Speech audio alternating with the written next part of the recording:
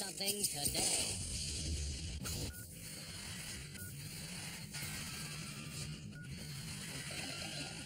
Almost slipped and fell there. See, it's friction that makes your feet stick to the floor. And it's friction that makes your fingers stick to these buttons. And when we make friction smaller, we can make the door slide open easily in its track. Slide open easily in its track. Yeah. See, friction is the force we feel whenever things are rubbing on each other. It's friction that makes this wooden box sort of stick to this table, so it's hard to push, but then it gets easy when it's rolling on these hard metal rollers. It's friction that lets you stand like this, see? My feet are sticking to the floor. If my feet weren't sticking to the floor so well, I couldn't do this. Take a look at this. It's our friction ramp of science. It's a little bit tilted, see?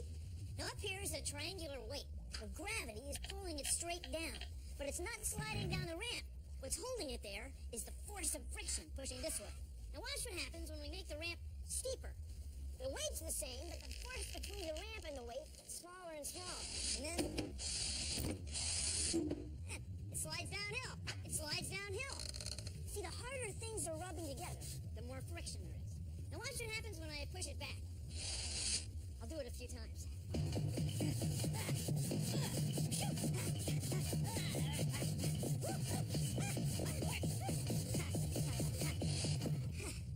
Now I've been working pretty hard, but the weight hasn't gone anywhere.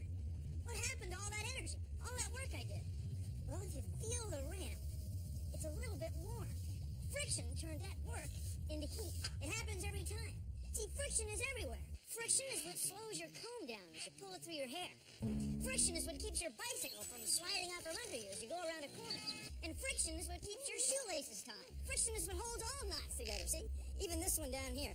No, that one, no. It's time for Science Friction Theater. Fools! They laughed at me!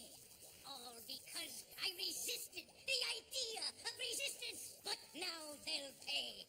I've devised an experiment that will beat friction! Nothing can beat friction.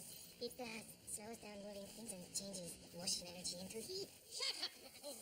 That's true on Earth, but in space, there is no friction! Actually, there is a big friction. Some gas molecules and gravity. Really? Yes. I didn't know that. Well, just the same.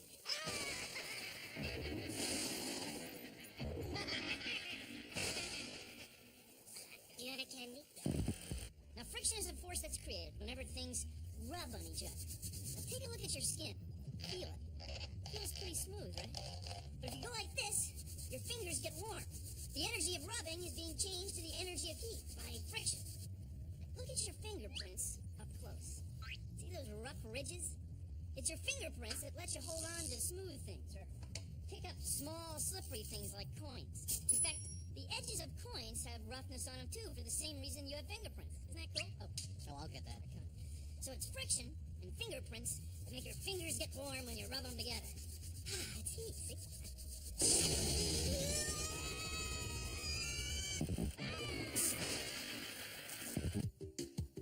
Have you ever seen a hovercraft?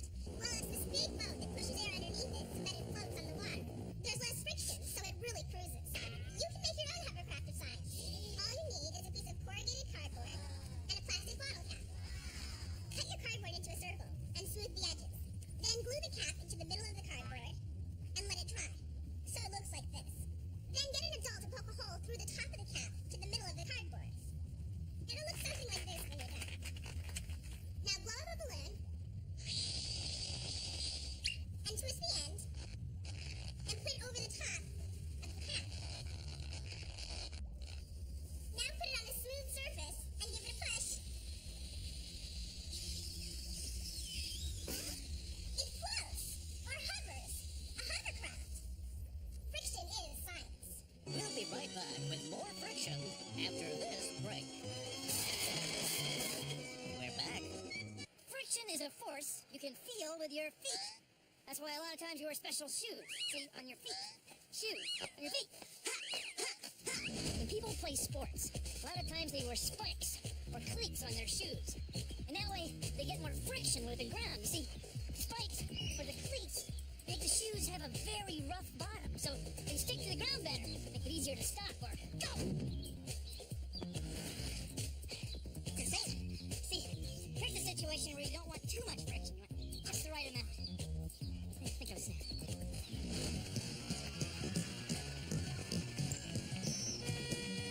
See, basketball shoes are made of rubber. And rubber has a lot of friction when it's going against hardwood.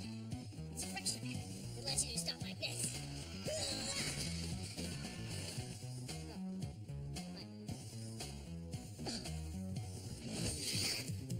See, skates slide because they make a layer of liquid water between the metal blade and the ice. So you're really sliding on liquid. It's like a layer of molecule-sized ball bearing. And there's very little friction.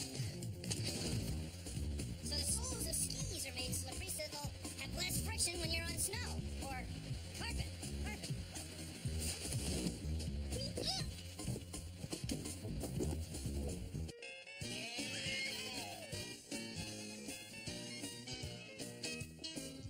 Your leather shoes help you control friction on the dance floor. They're smooth, but they stick just a little. Yeah, I'm ready. Let's do it.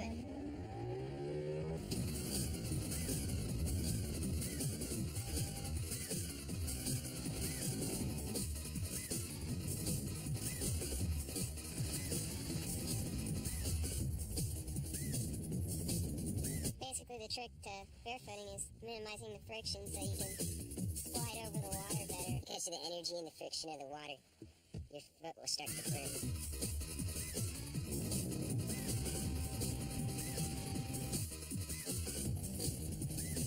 Your fall fix first hurt a lot. But, usually if you just let go and you fall, it's not nearly as bad because the water feels a whole lot softer. Barefoot water skiing is the greatest sport I've ever done.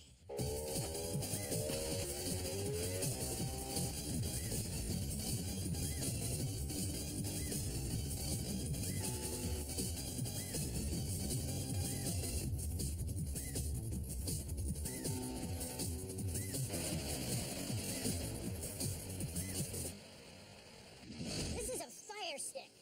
It uses friction to get things hot. We're using this bow with a leather thong to make this dowel spin. The spinning dowel makes friction with a piece of wood. And the friction is hot enough to start a fire. And in a few minutes, I'll have a roaring fire. Here you go, Bill. Hey, that's cheating! All right, suit yourself. Imagine, if you will, a world without friction. A world where cars and trucks would move easily. But brakes would be useless.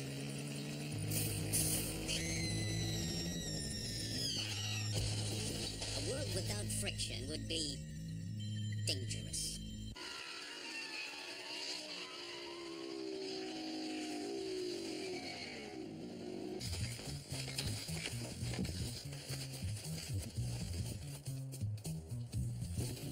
See, on skis, what you want to do is control friction. The bottom of the ski, sole of the ski, is smooth and slippery. As it slides over the snow, a thin layer of water forms, and that's what lets it scoot along. Okay,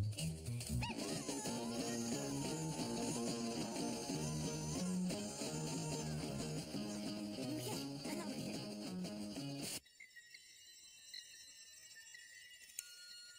Consider, if you will, a world without friction.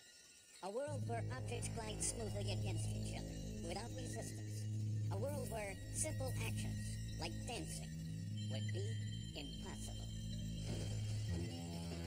A world without friction would be dangerous. Friction is everywhere, and we use it all the time. Like when you slide. The slide is covered in smooth, slippery aluminum, which cuts down the friction. It makes you go fast. Rolling is easier than driving. See, there's a lot of friction between this book and the concrete. Well, when you put the book on these ball bearings, marbles, the book spins easily. The ball bearings in these wheels are what make skates and skateboards roll. The wheels move around without a lot of friction.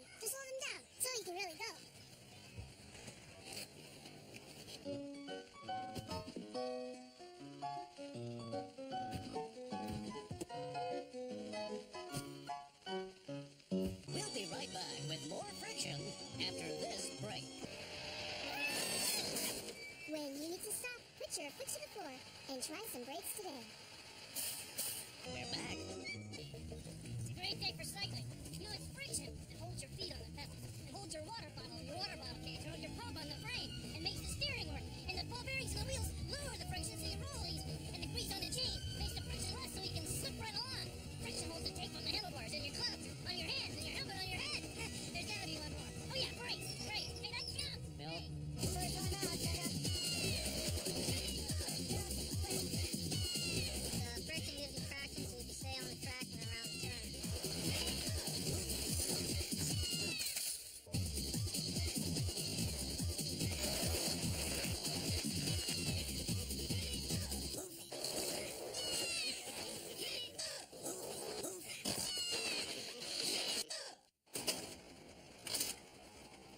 Bowling is all about friction.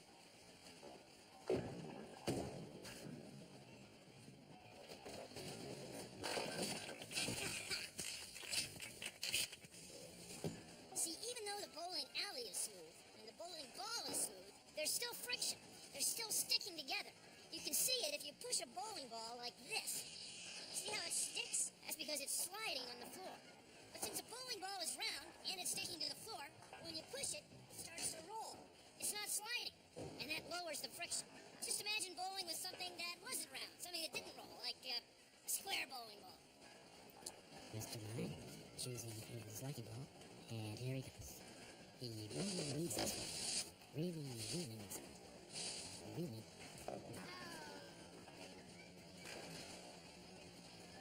To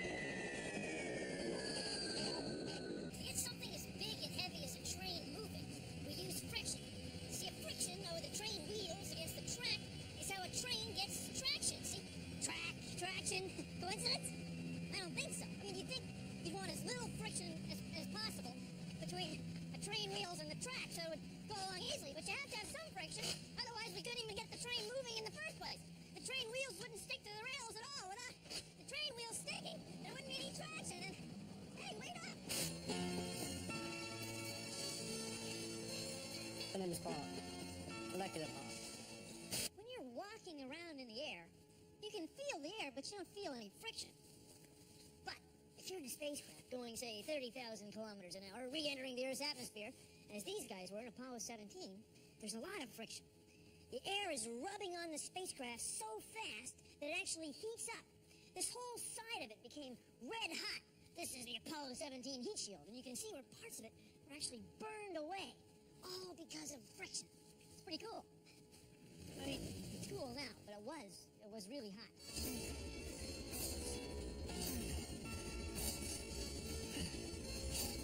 You expect me to talk? Friction finger. No, Mr. Bond. I expect you to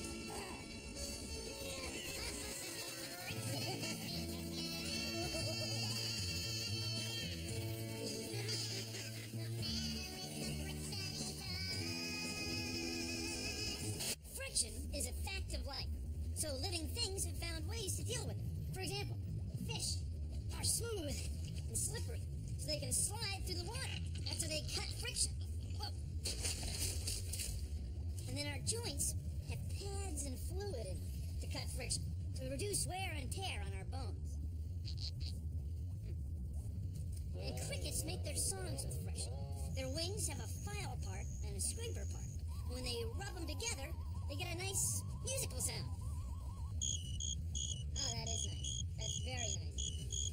I'm Ingrid Olson, and for many years I've been studying these beautiful slugs. One of the wonderful things about them is that they make mucus all over the body. This mucus not only serves to attach the slug to my finger or to anything else it's walking on, but it also reduces the friction between the animal's body and the ground. But if you were to try to crawl along the ground and you didn't have any mucus put out between you and the ground, you would probably find it very uncomfortable and it might scrape your arms and legs. You'd be much better off if you could put on a layer of mucus the way the slug does. Mucus is remarkable because it's both sticky and slippery at the same time. If it wasn't slippery, the slug couldn't move. But without friction, the slug would fall right off this glass plate.